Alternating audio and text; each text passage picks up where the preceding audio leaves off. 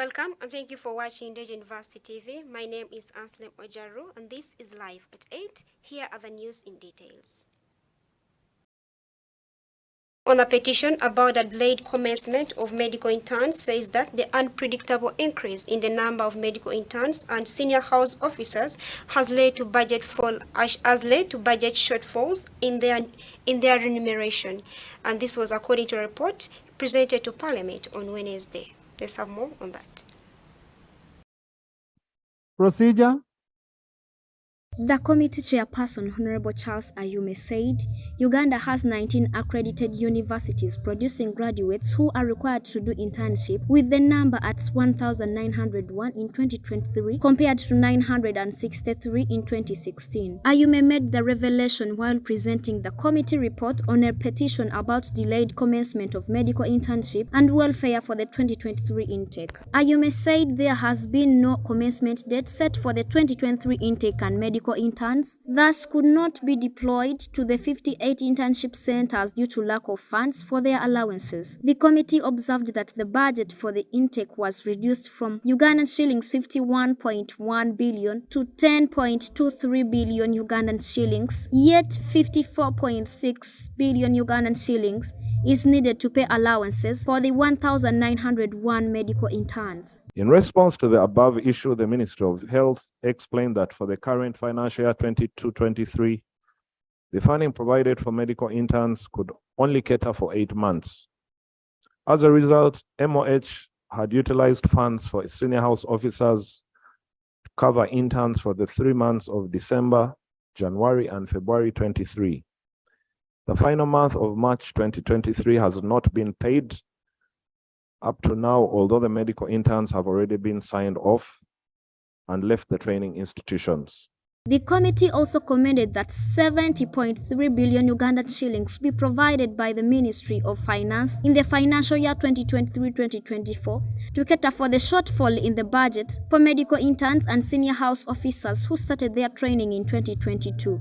Ayume urged the Ministries of Education and Health to expedite the presentation of a policy on internship which will guide the training of the 2023 intake. Honorable Joel Senyonyi reiterated the need to avail funds to facilitate medical interns, saying they do the bulk of work in many hospitals across the country. There are things that are critical. Healthcare is important. These hospitals, the bulk of the work therein is done by these interns. As we speak today, Right Honorable Speaker, many hospitals have gone to mine in my area, Naguru Referral Hospital, and that's the story of many others. The few doctors who are there are overburdened. You find people who are stuck in the corridors with patients.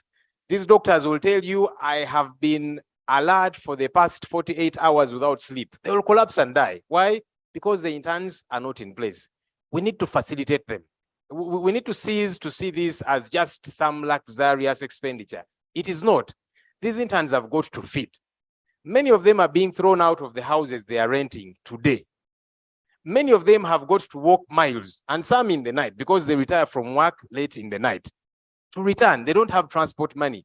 So it's important that we begin to facilitate them now. District Woman Representative restated the need for the internship policy to guide government in reviewing and deploying medical interns according to the available resource envelope. And previously, interns were not being paid. However, because the bulk of the work in the hospitals is being done by interns, we moved this to 1 million shillings. Now, aware that it was not possible to pay the interns 2.5 million, the relevant ministers of finance and health should have immediately said this is not possible, so that they find a way of handling this matter. However, they sit down until there is a crisis, Right Honorable Speaker. So, Right Honorable Speaker, the ministry does not have an internship policy. What was there were guidelines, and that's what we left there. So there is need to have the internship policy in place so that we know how interns are handled. But if it is not possible to pay the interns 2.5 million, that was the presidential directive. As a way forward, let the ministries review and pay the interns what they can afford so that the interns can complete. Otherwise, as we speak now, this lip service, the lip service on the issue of promoting sciences in this country must also end. You cannot talk about promoting sciences. Some of these students have studied with the students' loan scheme. Now they must pay, but they are seated at home. They have no work. They cannot work because they have not completed the internship. The House also adopted a motion to delete a recommendation in the committee reports to provide for structured pre-internship examination for prospective interns. ANSLEM OJARU, live at 8. On the 15th of November 2022, State House kicks off a strategic campaign to enhance the livelihoods of fishing communities in Buyuke district through alternative income-generating activities. Annette Nakaswazi with more on that story. The private secretary to the president in charge of the youth, agriculture, innovation, value addition and export promotion, Dr. Hilary Emma Musoke Chisanja, said that President Yoweri Kaguta Museveni, through the State House Comptroller, Mrs. Jane Bareche, gave them an assignment to find out how he can help the fishing communities fight poverty and create wealth through other sources of income. Dr. Musoke advised that arresting and harassing fishermen over illegal fishing was not the solution. Rather, getting the affected people into other money-generating activities was the way to go. He also emphasized that apart from fishing, His Excellency the President, through deliberate efforts, wants to help the fishing communities create wealth through other sources of income. Once the project becomes a success, the State House shall enroll it to other fishing communities around the country. Wadde bajjajja baavubanga naye ate baalimanga nga be basinza emisiri gya lumonde era nga jjajja bamuwa ekyennyanja ekinene n'omumonde gwe n'aguteeka ku ki si bwe gwalinga nga baba n'essamba za muwogo nga muwogo w'okubizinga yaba asinga obunene n'okuwooma nga baba n'ebbogoya nga baba n'ekisubi nga baba n'eggonja naye kaakati essaawa zino abantu abasinga tutunuulidde ennyanja yokka nti omuvubuka tamanyi nti eriyo ekyakyayinza okukola okuyingiza ssente. Kwe kuvaayo ne program eya alternative income generation in the fishing communities. The Principal Agriculture Officer of the State House, Mr. Charles Kiwuwa, said this inception workshop was aimed at sourcing ideas on what should be done to enable the fishing community wholeheartedly to embrace the alternative sources of income approach. He, on the other hand, commended President Museveni and the State House Comptroller for the support rendered towards the project and observed that the latter will help to enhance household incomes of the fishing communities. Ngatuze ku inception workshop ku project gye tuyise campaign on alternative sources of income for the fish farming for the fishing communities. Ekigendererwa kyayo kyakulaba nti tugezaako okunga abantu abali ku myalo n'abali ku nnyanja nga bavuba naye nga bagiddwayo enkola ey'ennaku zino eyogaana envuba embi kubanga yali ekoseza nnyo ennyanja kati twagala tubakunge tubalage nti basobola okuva kuvuba kwokka ne badda ne mu biyingiza ssente endala enterprises endala ng'okulima okulunda oba n'okulunda ebyennyanja obweru, yes, aquaculture, crop farming ne livestock farming. So kati kyekigendererwa kya workshop ey'olwaleero era workshop ey'olwaleero tugitadde wano ku district headquarters ey'Ebuyikwe kubanga gye twalonze nga pilot district mu kino kyetugezaako okukola tulowooza bwe kinaakola obulungi tujja kitwala ne districts endala ezirina emyalo era neziri ku nnyanja ne ku nnyanja ez'enjawulo. So olwaleero tuzze ng'ekigendererwa kya kufuna ebirowoozo okuva mu betweta stakeholders abavubi abavubi ne bavaayo abakoseddwa enkola eyogaana envuba embi ate n'ebirinaanyeewo aye n'ekirala okubanjulira ebitongole ebiyinza okubawa obuyambi, possible sources of support. According to the Assistant Private Secretary to the President, who is also the project coordinator, Mrs. Livia Nachiwolo, the government has tried to preserve the lake, but some fishermen have continued to engage in illegal fishing, which in the end has led them to trouble with the law. As the State House, Mrs. Nachiwolo said they decided to come up with a project that will see the fishing community in the district do away with the illegality. Mrs. Nachiwolo further revealed that most fishermen think that fishing is the only source of income, and when they are pushed out of the economic activity due to illegal fishing or other cases, they end up losing hope by thinking it is the end of the world for them. During the project, Mrs. Nachiwolo noted that they will train and support the beneficiaries to venture into the alternative sources of income. She therefore requests that people embrace this project since it is to improve their livelihoods, since community challenges are not selective but rather affect all Ugandans. Omuvubi okumuyingizamu ekyokulunda enjuki ne bw'okimusomera nti kifuna kiralu oluusi omuzza mu njuki ebyo tajja bitegeera tasobola seba omuvubi ndowooza obimanyi tikati omuvubi omuga nti tandika olonde ki enjuki ne bw'osulawo tagenda kitegeera ogenda muyita mu meeting atulaawo asirike akuwa ekitiibwa ky'oyogera omala ogenda age nti abalaba obalaba buli kimu kyonna bakitukoze eki bakitugobyeko kiki kye tulina okukola newankubadde ng'abamu tuyinza obbamatiza okukola ebirala naye tuteeketeeka abantu mu mirimu gyabwe gye bamanyidde okukola tubateeketeeke tutya ono namugamba nti woba obutimba obubi bukokota tobwagala gavumenti esobola okufuna obutimba obulungi obukwata ebyennyanja ebinene weba esobola obufuna bw'oba oleeta obuwe omuvubi ekirungi beekolamu ebibiina bingi ng'omwami ono bwe yabadde submitting beekolamu ebibiina nga bingi ng'ebibiina ebyo singa tubateekateeka bulungi ne tubayigiriza envuba ennungi ne tubayigiriza ebyokukola ebirungi oba oli awo tusobola okwogera ne bawulira bye tukola ki bye twogera. Mr. Dan Chiyaga, the chairperson of Bukunja Foundation, disclosed that most fishermen have faced the repercussions of illegal fishing like imprisonment, thus leaving their families suffering without any source of income. They were, however, engaged by Dr. Chisanja and his team about the project and now have over 10 groups on each landing site who are willing to embrace the project through agricultural practice, among other income-generating activities. Challenges ziri kumaze singira ddala obungi.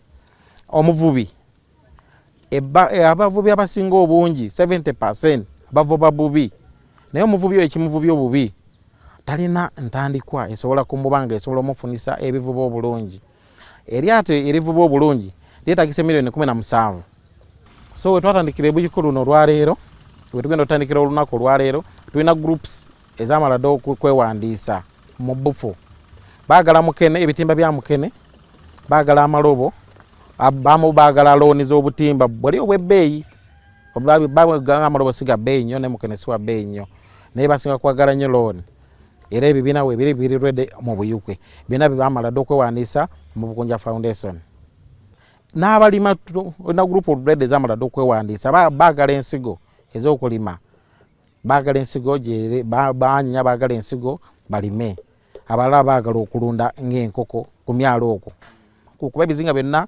abasinga obungi tebalimirako. The United Nations Industrial Development Organization country representative in Uganda, Mr. Bruno Otto, said they realized that the fishing community lives on a limited source of livelihood, and as an organization, they are willing to help them by imparting skills and knowledge to add value to their products from the alternative income-generating activities in that they can diversify their incomes. At the same workshop, the Buikwe Resident District Commissioner Hajathawa Ndejje advised that as government looks for other alternative sources of income for the fishing community, it should also improvise better means of helping the fishermen to stay in business because fishing is what they know to do better. The alternative sources of income generating activities include, among others, apiculture, which is beekeeping, livestock farming, poultry, and commercial crop growing. The stakeholders meeting was also attended by officials from the Ministry of Agriculture, NADS, Operation Wealth Creation, GIZ, Fisheries Protection Unit, Microfinance Support Center,